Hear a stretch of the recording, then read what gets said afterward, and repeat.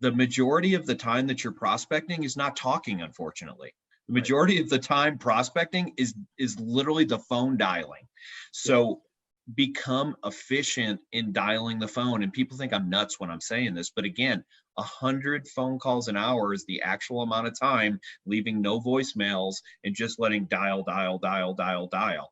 So think about that. If you're doing 100 phone calls in that amount of time, the actual dial time, Yep. then if you cut that in half, you should be easily be able to have 7 to 10 conversations an hour and call approximately 50 people an hour. And I'm not Yep. talking about a 3-line mojo dialer. I'm talking about a Regular. simple dialer like in Follow Up Boss or Lion Desk or Firepoint.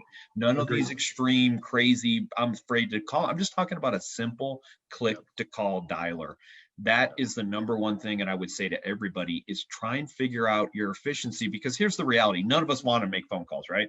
No one got up this morning and said, I'm super excited to dial phone all day. No one said that, but we have to do it. The only way to do this, by the way, I love that Isaiah is implementing all this technology, but I want everyone to think about it. The whole purpose of his technology is not to avoid conversations, it's to talk on the phone more.